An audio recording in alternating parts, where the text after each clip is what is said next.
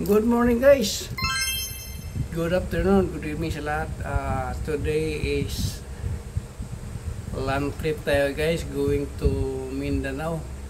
So from Manila to Bicol, then Visaya, Samar, Visaya, then Mindanao to Pagadian, Zamboanga del Sur, tapos ikot sa Cotabato, Davao, and then Butuan, then Surigao. So back to Leyte, back to Manila. I-rotis natin yung bagong hybrid na Toyota. Anong brand ba ito na model na Toyota na hybrid? Kalimutan ko, parang basta, let's get it down.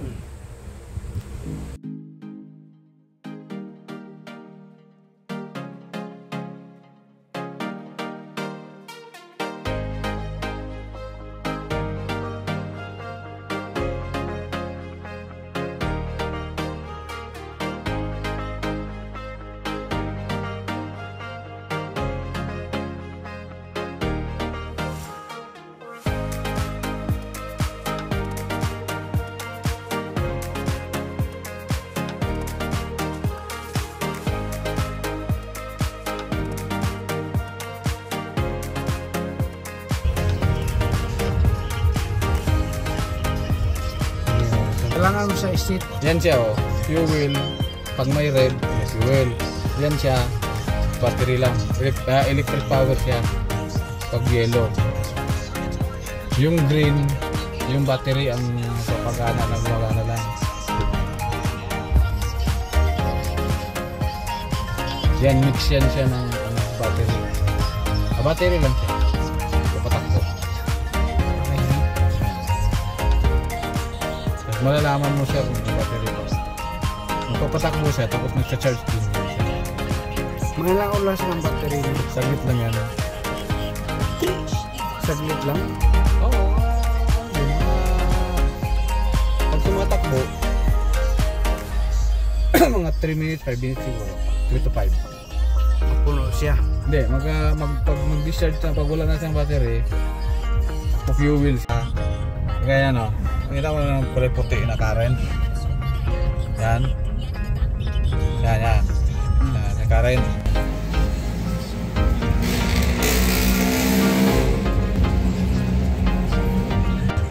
Ito guys, full tank tayo guys dito sa Cavite. So let's get it down. Madilim man guys, wala tayong mga vlog. Mamaya na lang, shortcut tayo pagdating natin ng Albay. Wala tayo makita ang view.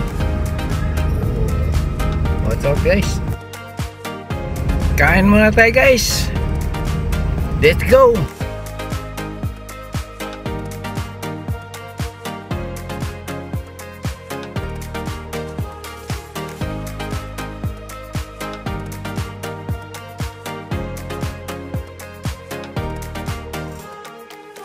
Dito guys, tapos na tayo kumain ng pizza.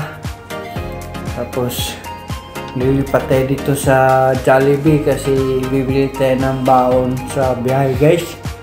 So let's get it on!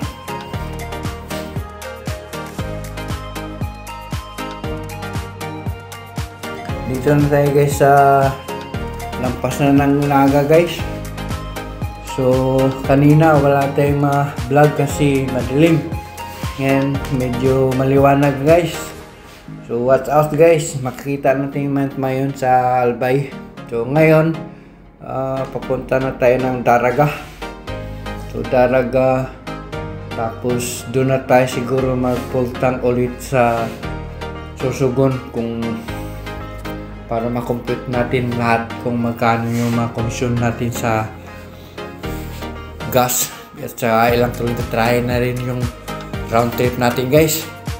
So bawat full tank guys, ang gagawin natin ay i-0-0 natin, tapos i-record lang natin, tapos pagbalik natin i-summarize natin. Ito guys, bandang Daraga na guys, yung packet ng Daraga papuntang Sorsogon. So medyo mabagal yung takbo dito guys kasi paakyat, Tapos toe leads lang. So dahan-dahan lang tayo guys. So let's get it on guys. What's up doon mamaya? Yung Davidson Road doon sa Sorsogon na sa tabing dagat na daan. Di pa ako nakadaan doon. So tabayanin nyo mamaya guys. Ito na guys. Ito na yung diversion road ng Sorsogon. So hindi na tayo dadaan ng bayan Sorsogon. So dalawa yung diversion road nila guys. Yung isa sa kakaliwa, isa kanan. So nakadaan na tayo dun sa kanan. Dito sa kaliwa guys, ayan o. Nasa tabing dagat guys. Maganda panawin guys. So masarap mag-jogging dito guys. So ang haba ng seawall nila guys. Ayun o. May isla pa o. Tapos may ilaw. So maganda dito guys. Saka walang ganang dumadaan na truck dito guys. Maganda mag-diversion rig.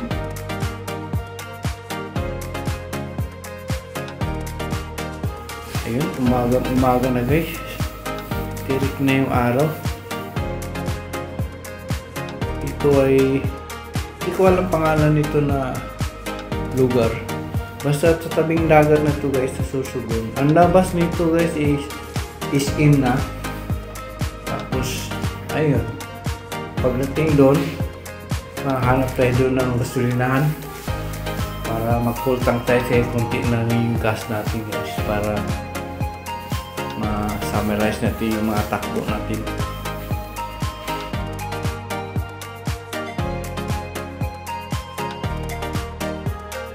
Mamaya pag labas natin doon sa SM, full tank tayo ulit. Let's get it on!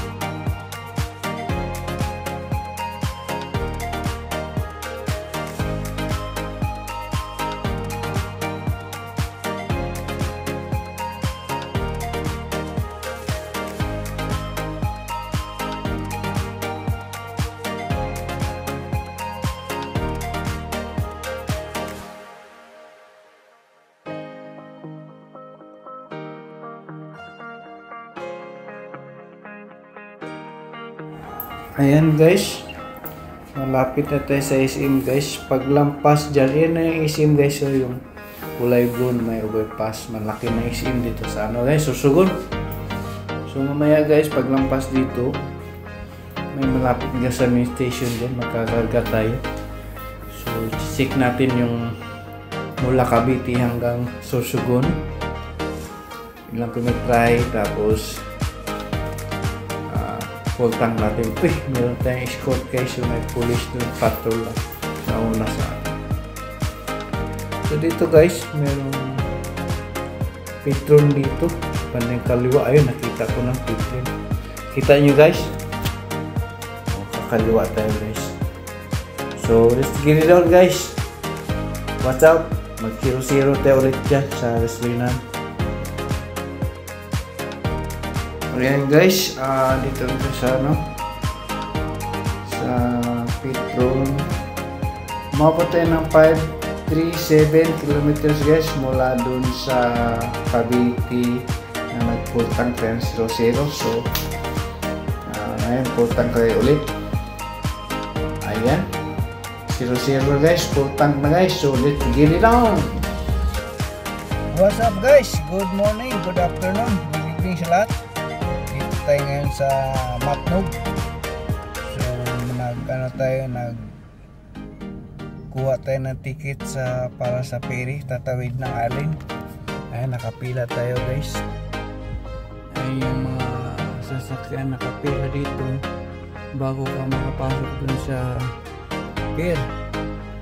Ayan nakapila mga van. So let's get it on guys. Ano oras tayo? 10 tayo ngayon, 8:08 na umaga. So umalis tayo dun sa Manila mga 12 oras din, sakto nung takbo. So guys, what up? Mamaya pagpasok natin dun sa Matnog sa Silidan.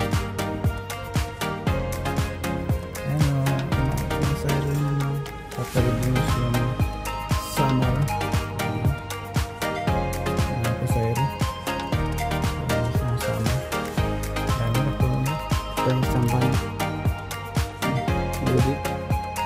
Sabay natin sa ferry.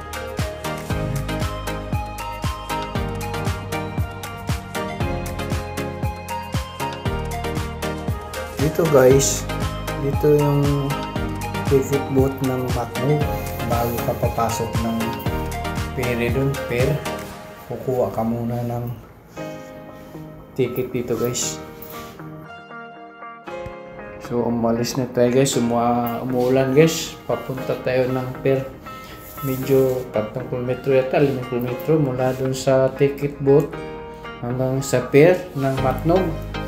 So umuulan guys, nabutan tayo ng ulan guys. So let's get it on guys. At least meron na tayong ticket ng ferry patawid ng Matnog to Alin. So sana makatawid tayo guys kasi may bagyo ngayon na ahong ba yun? Agong. Sana hindi tayo may stranded. Maaga pa naman guys pero umulan no? Mambo. Pero hindi naman malakas. Maliwanag naman doon sa taas. Kaulapan natin. So what's up guys? Let's get it on!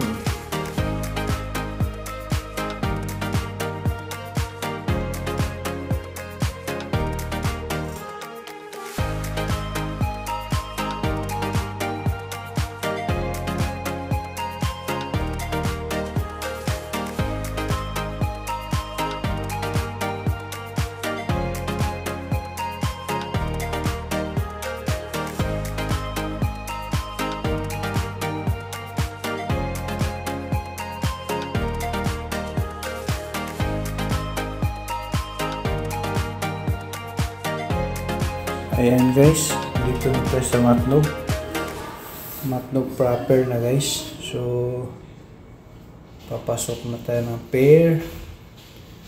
So ito yung bayan ng Matnog.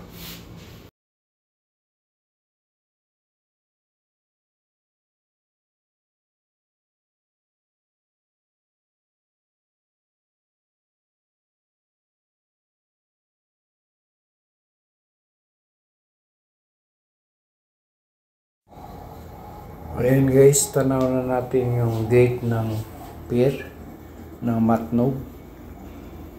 Ayan, may nakapila dito mga truck. So papasok na tayo guys. Ayan, yan ang gate. So we're entering. Ayan, nakita natin ferry doon guys, sa loob. So mambul guys. So what's up na lang guys. Thank you for watching guys. So next guys,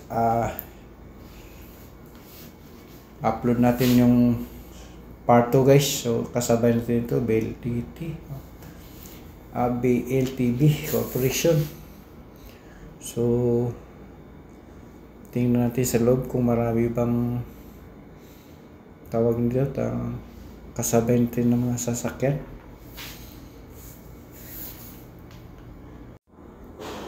Ayan guys, nasa loob na tayo ng ferry. Uy, ang haba ng pila guys, nasa dulo tayo. Ayan, dito tayo, buntot tayo sa van. Ang haba guys, oh. Naku, makasakay ka tayo ng ferry nito guys. So what's up guys, thank you for watching. See you next vlog. Bye.